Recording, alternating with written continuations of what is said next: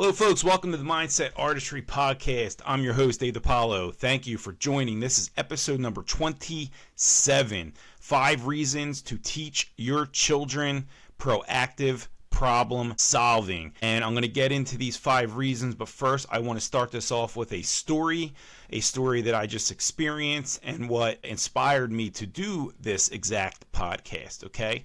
So this morning I was driving my son to pre-K.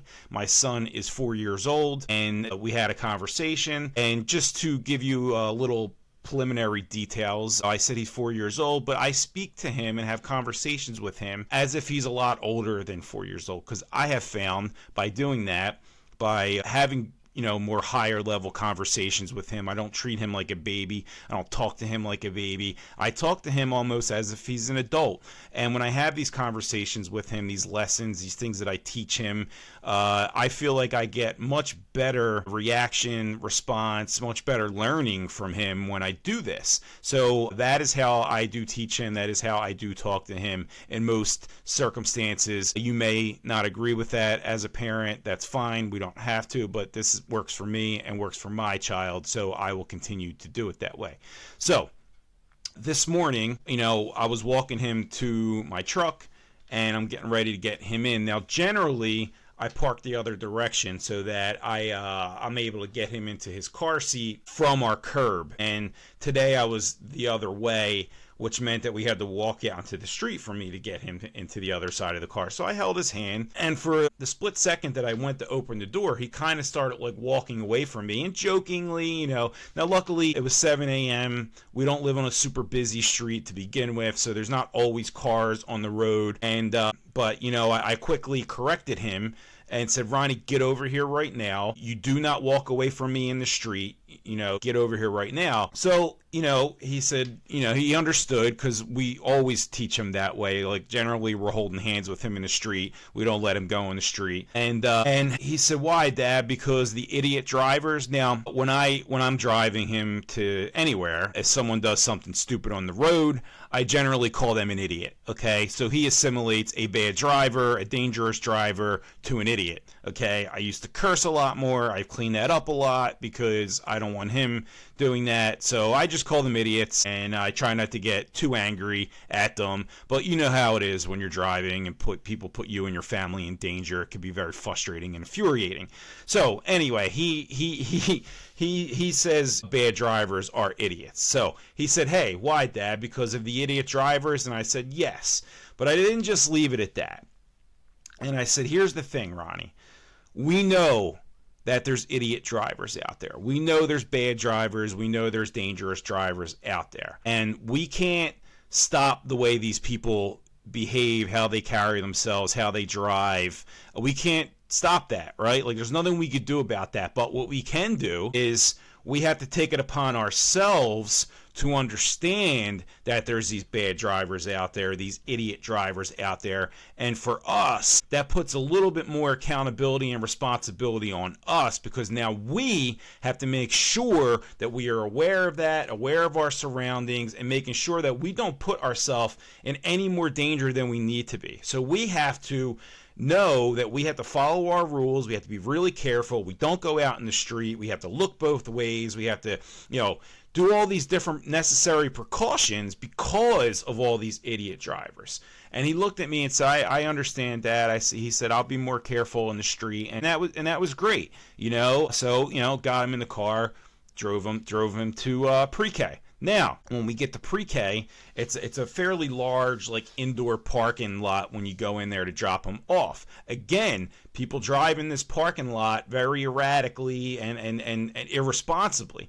So he knows when I go there, I get him out of his car seat, I hold his hand, and I walk him up to the door. And he got out of the car and said, Dad, give me your hand. These idiot drivers are in here. So it was good to see him already kind of take that lesson and apply it to, a similar but also different situation. And that's great. I love seeing that. And look, you as a parent, not just your child, you have to be aware of these scenarios, these situations, and you have to take every absolute precaution to keep your children, your child safe, yourself safe. Because look, people are idiots and they drive crazy and they don't pay attention, and they're on their phones, and they're angry, and they're stressed out, and they're late, and all these other reasons for people to drive this way. And we know that, and we understand that, so we have to take an extra level of precaution and be aware and be safe. Okay,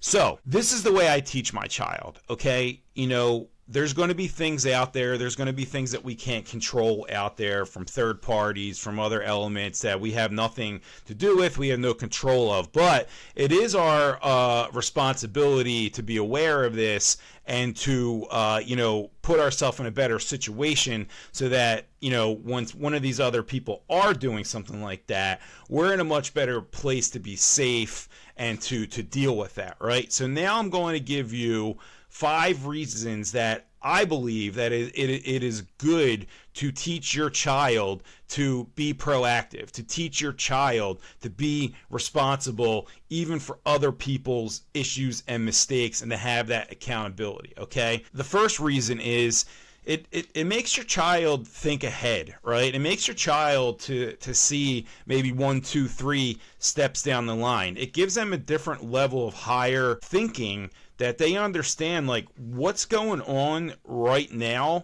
There's more to it, right? There's 2 steps ahead. There's something that may come from this that I don't really see right now, right? So I need to be proactive rather than reactive to a problem that can happen, right? So now you have them thinking ahead. Now you have them thinking like, all right, look, I understand that this stuff can happen, may happen, so I have to put myself in a better place, in a better situation to handle that the right way. So it gets them to start thinking about step 2. It gets them to start thinking down the line. It gets them to kind of think like a chessboard, right? Like that's what chess is all about. Like when you're setting up your moves and this and that and your attacks or your defense, like you're thinking ahead steps down the line to win, right? To win that game, to put yourself in the best position, to have the best move on the board to win. So you need to think of life that way, and the sooner that your children can think that way, the better off they will be, the better equipped they will be to handle life, because that's what life is all about. I say it all the time, you see people that just can't even see further than like their footsteps in front of them, and they don't see the bigger picture. They don't see other things going on. They don't see things that they need to be prepared for in life. They don't see how they need to put themselves in a better situation. So the sooner that you could teach your child to think that way and to be that way, they will be much better off at life, okay? So another one is that number 2 is this is going to stop problems before they happen, okay? Plain and simple. If you can be aware of your surroundings, if you could be prepared as possible, if you can know that, hey, in this situation, I need to be a little bit more careful. I know these people, these idiot drivers, they do this, so I have to, be a little bit more aware, be a little bit more cautious. And when you do that, now you're stopping potential disasters before they could happen. You're stopping them in their tracks, okay? Because now you know that this problem could occur. You understand the danger that is out there, but by you taking the necessary precautions, you may be stopping these disasters from happening entirely. And that is so true. It happens all the time. I see it all the time. So by teaching my child this now at a young age, he can understand that all these potential disasters and problems and issues that are out there that can arise at any second in the day, he knows that, hey, I'm stopping them from potentially ever even happening by me being more prepared and more aware of everything that's going on around me. Okay, that's number 2. Number 3 is, so maybe you couldn't stop the disaster, but at least you're better prepared to handle it. Maybe you couldn't stop that issue or that problem or that thing from happening, but at least now you're better prepared to deal with it, right? At least now you are being more proactive, so you're not reacting to it immediately when it happens. You're already kind of in that mode of being more prepared, being more ready, being more safe, and at least now you are in a better position than you were if you had not have ever thought of this thing happening, right? So you're better prepared when you think this way. You're better prepared when you're thinking 5 steps down the line, and apply this to you being an adult, right? Like, it's the reason why you have car insurance. It's the reason why you get life insurance. The reason why you save money in case something happens. Why not start teaching this to your child at a young age so they understand that you need to be the best prepared as possible for life, so that when issues do happen, when problems do happen, you are in a much better spot to actually handle it and come out on the other side better than you would if you had no idea that this thing was going to happen. So I try to teach that to my son a lot, to be as prepared as possible for any scenario. And by doing that, especially at his age, kids are crazy, right? So like, he goes to school and he argues with certain kids. He doesn't get along with certain kids. Like, some kids are a little bit more combative. And I could tell him, like, look, you already know that's going to happen, right? Like, so-and-so has a bad temper. So-and-so misbehaves. So, hey, why don't you maybe just stay away from that person? Hey, why don't you maybe just keep your distance from him? Why don't you just know that that's going to happen? And when you do, you can react to it better than you would if it just caught you by surprise, right? So I try to teach him this. I have these conversations with him all of the time, and that's a great way for your child to start thinking. The fourth one is, it gets them to start focusing on solutions and not problems. This is one that I drill into my son's head. Okay, like, he, at their age, at 4 years old, their world is very, very, very small, right? So when something does happen, like, they can overreact to it. They can get really upset really quickly. They can, show their emotions a lot more and not be able to control them as much, because they're small, they're young, their brain's not quite there yet. So these little issues may really, really upset them and stress them out. So every time that my son kind of has a thing like that go on, I immediately stop him in his tracks and say, Ronnie, I understand what you're doing, what you're saying. Don't get so upset about this. What do we need to do to fix this? What is the solution for this? Okay? And then immediately, like, he'll come up with it and be like, okay, yeah, this is what I need to do. All right, well then focus on that solution and not the problem. The problems are going to happen, but you're going to have to fix it. You're going to have to figure out the solution. So focus on that solution versus the actual problem, okay? And this is very, very simple to do for kids, Like, for example, the other day, he was like, out of nowhere, like, Daddy, I don't have any water. Get me some water. And, like, he wanted water in his little thermos. And I said, Ronnie, you know how to go fill up the water in the machine, don't you? Yeah. Okay. Like, get up out of your seat, go over there, fill up, screw off the top, fill up your water, and then boom, you have water. Okay, Dad, you're right. So, like, you got to talk them through these things, right? Like, you have to, even if you have to tell them, first I would say ask them what the solution is, let them come up with it on their own, and if they can't, then you explain it to them and you tell them the solution and you let them do it. You let them carry it out. You let them actually go through the motions of handling that problem by doing the solution, okay? This is a big one for me. I drill it in, and I'd really suggest that you start doing that with your child. Okay, the last one, and this kind of encompasses everything, and it's kind of what I talked about in the beginning about, teaching responsibility and teaching accountability to your child, and that is just it. All of these different things, having these conversations, having these lessons, teaching them to think ahead, teaching them to have a responsibility and to make sure that they are prepared for other things that may happen that they do not have control over, teaching them to focus on solutions and not problems. This teaches major, major, major accountability to your child. This teaches them major, major, major responsibility. This lets them understand that, like, hey, look, there's going to be a lot of things that are going to happen in my life, in this world, that are out of my control. And the more accountability that I have, the more responsibility that I have to, address these things, to handle them properly, to put myself and to be aware and put myself in a better situation to handle these, to avoid disaster, to handle any problems that do come, to focus on the solutions, to put that responsibility on yourself, to make sure that you are putting yourself in a better situation to win, a better situation to learn, a better situation to get stronger. By your kid understanding that, they are going to have a great sense of accountability, okay? And I know that sounds crazy to put that on a 4-year-old or a young kid, but the sooner the better. The more that they understand this, the better equipped that they will be in life.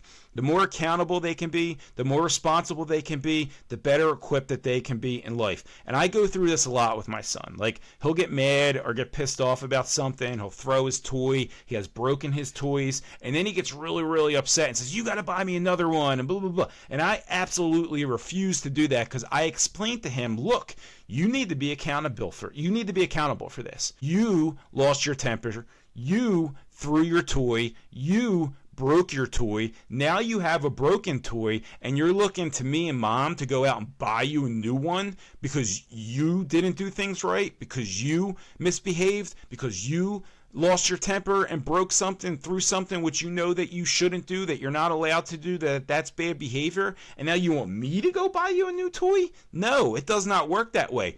You need to be accountable and responsible for your actions. So now you have a broken toy, and you can sit there and see that as a reminder all the time that you did that. And now you can learn from that. Now you can look back and say, man, I'm so pissed off that I broke my Optimus Prime toy. I'm not going to do that again. I learned my lesson. I know I shouldn't lose my cool, throw things, break things. So look, you really need to teach your child accountability, because if you don't, if you turn them into a spoiled brat, if you show them that there's no consequences for misbehaving or their bad behavior or something that they have done, well, then they're going to think that everything in life is that way, and you do not want that. So teach them that at a young age as much as possible, and all of these things are going to teach your child to have a better mindset, to be more accountable, to be more responsible, to be more prepared, right?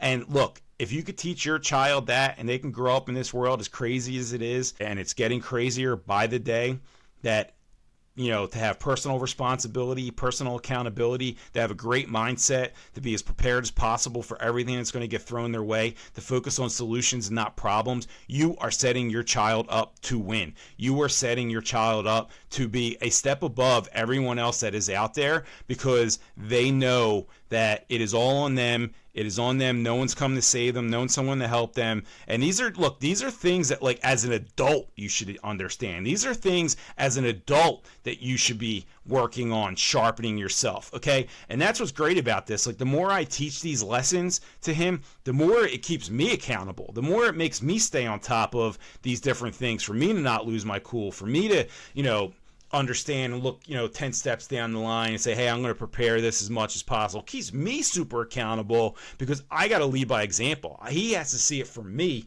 also. So that's a very important part of this. Like, if you're trying to teach your child all these different things, but then you yourself do not follow these rules, well, then they're going to look at you and be like, well, why should I do this if you're not even do this? So you need to lead by example, and that's a great thing about this kind of teaching your child this way, because it's going to keep you accountable as well, okay? Look, are we perfect? No. Are we going to fall off sometime? Could things, just get the best of us? Yeah, of course, right? But the more and more that we stay up on this kind of stuff, even with ourselves, teach our children the right way, it will keep you as accountable too, and that puts you in a better position to win. That puts your child in a better position to win. It puts your family in a better position to win. Everyone sees it. They're a leader. You're a leader. You lead by example. Other people learn that from them. That's the way it should be done. We all get better that way. That's it. Thank you for joining, and I will see you all next week.